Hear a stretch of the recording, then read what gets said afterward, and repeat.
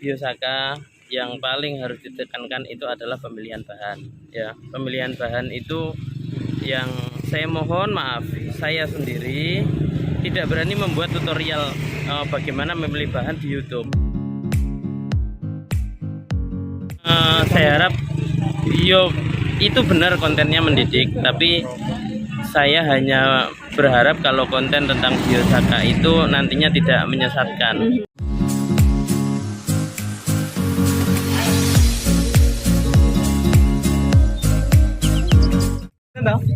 Ya. Ini kena hama, ini sehat, boleh dipakai enggak? Nah, itu enggak boleh. Ini hanya tunggu waktu, Pak. Berapa hari lagi paling habis. Ini pertanyaannya yang tadi. Tapi misalkan radius ini kena Satu rumpun. Jenis tanaman yang sama, itu tidak bisa. Oh gitu. Jadi ini kena satu pohon.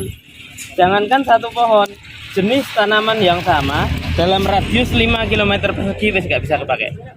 5 kilo ki waduh, Pak. Ini nggak bisa dipakai. Bisa dipakai. Nah, ini sudah kena. Ini sudah kena ya. Ini besok 2-3 hari wis kena, Pak. Dan ini bisa diprediksi dalam 5 km persegi. Biosaka yang paling harus ditekankan itu adalah pemilihan bahan. Ya, pemilihan bahan itu yang saya mohon maaf, saya sendiri tidak berani membuat tutorial bagaimana memilih bahan di YouTube. Karena apa? Memang sulit dijelaskan melalui media sosial. Jadi mohon maaf untuk para YouTuber yang pernah mengupload tutorial pembuatan Biosaka, apalagi pakai sarung tangan. Saya minta ke Pak Dirjen untuk menindaklanjuti itu. Karena apa? Nanti takutnya kacau, gitu loh. Ini ngomong sharing saja, jadi bukan saya sok-sokan. Tapi saya itu sudah 10 tahun mengembangkan Biosaka, itu saja tetap masih sulit untuk dalam mencari bahan. Apalagi ada tutorial YouTube tinggal metik-metik di kanan kirinya. Waduh, ya, jadi biar petani yang nanti mencoba membuat Biosaka juga tidak salah paham, sesuai dengan apa yang saya inikan. Nah, saya berani menjelaskan ketika memang ketemu seperti ini sama petani. Ya. Kalau enggak, ya memang sulit untuk dijelaskan. Oh, daun yang bagus seperti apa, indikatornya seperti apa. Itu benar-benar kita pilih yang terbaik dari yang baik lah. Sedikit aja kena hama itu sudah enggak kita pakai. Pesan-pesannya, pesan-pesannya ya, Mas saya. Minimal 5 bahan, 5 macam jenis. Nah, pesan-pesannya ya semoga ini bisa menjadi motivasi untuk petani. Terus ini bukan menjadi oh jangan-jangan panjat sosial gara-gara pupuk langka terus ini muncul gitu. Enggak, saya sendiri mohon maaf tidak punya akun YouTube yang membahas secara persis tentang Biosaka. Justru malah yang membuat konten kan bukan saya. Jadi itu juga bukan keinginan saya. Terus harapan saya juga, yuklah, saya hanya pengen jujur, ini hanya niat saya untuk membantu para petani yang awalnya saya niatkan untuk Blitar, dan hari ini ternyata meluas karena kebermanfaatan yang tersebar di Blitar. Saya harapkan apa yang terjadi di wilayah lain selain Blitar, kayak di Jawa Tengah, nanti di Jawa Barat, ataupun nanti di seluruh Indonesia yang menyimak, kita akan mengalami pengalaman yang sama dengan petani yang di Blitar. Jangan pengalaman pahit. Jadi kita harus belajar dari banyak hal terkait suatu teknologi yang baru. Jadi ayo kita belajar bareng-bareng. Saya siap kapanpun. Tapi untuk membalas pesan kayak di WA semua itu saya belum bisa membalas satu-satu karena memang kesibukan. Tapi saya pastikan akan dijawab. Ya. Oke. Ya, untuk clue-nya Bang sepertinya sampaikan di pertemuan-pertemuan sebelumnya, teknik pemilihan rumput itu menentukan sekali keberhasilan peremasan Biosaka. Jadi pertama teknik pemilihan rumput harus sabar. Kedua caranya meremas. Caranya ngeremet ini bukan menghancurkan ya. Nah, ini yang teknik milihnya sama ngeremasnya sebenarnya tidak bisa dijelaskan detail kalau lewat seperti ini. Harus ketemu, harus langsung ketemu. Ya paling tidak nanti ada satu wilayah yang 2-3 orang bisa terus bisa menyebarkan lah pengalaman beliau. Oke, cukup ya. Gini, saya apresiasi sekali terhadap inovasi-inovasi yang dilakukan para petani. Dan ini sesuai arahan Bapak Menteri. kita jangan biasa-biasa saja, hari esok harus lebih baik, harus banyak kreativitas dan inovasi.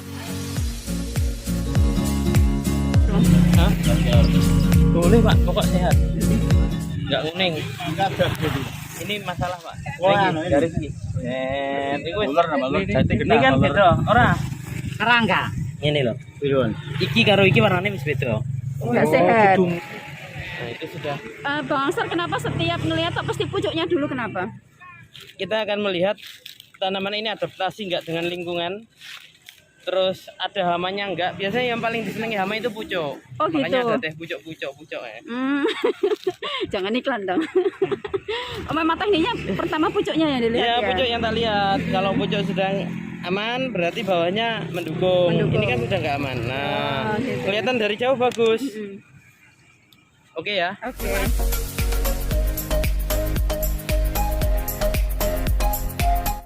Bang Ansar, pesennya buat para petani kenapa nggak boleh dihancurkan, Bang? Hanya Kalau dihancurkan itu bukan lumat, hanya partikelnya jadi kecil. Nah, itu ada di YouTube sampai malah disembreti Iya. ke hotel-hotel. Nah, itu salah. nggak bener ya. Teknik yang benar seperti Bang Ansar ini. Jadi ini nggak rusak. Jadi dia mengecil bukan hancur. Itu tangan kiri nggak lepas ya, Bang ya? Ini hanya untuk mengkondisikan sih, biar nggak buyar kan. Oh, biar nggak buyar aja ya.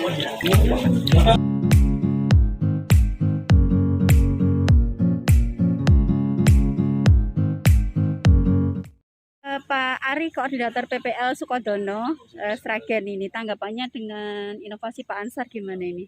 Ya, kita ujikan dulu, kita praktekkan dulu, bila mana kalau itu bagus ya kita lanjutkan dulu, gitu aja. Nah, kalau yang kemarin tuh yang sudah diaplikasikan, saya lihat di tanaman jagung itu juga bagus. Yang kemarin di Sragen itu? Ya, yang di sini juga di Karanganom, yang diaplikasikan Pak. Tanaman jagung umur 10 HST. Ya, disemprot sekarang sudah 1 mingguan. Perkembangannya gimana? Ada 1 mingguan. 1 mingguan setelah aplikasi, perkembangannya sangat bagus.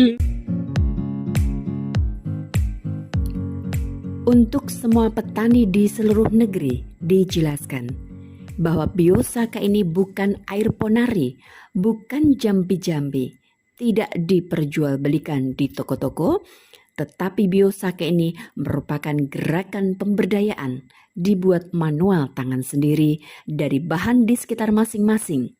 Tapi dengan syarat Biosaka harus homogen. Bila belum homogen, jangan disebut sebagai Biosaka, jangan diklaim Biosaka.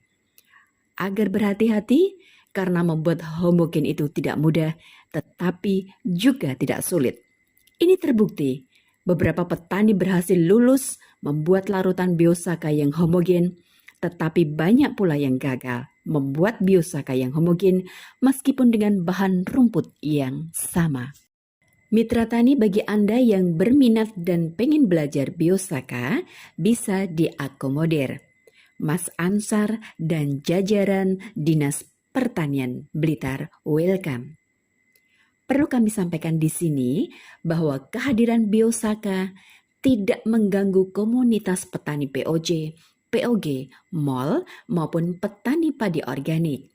Karena memang karakteristiknya berbeda-beda.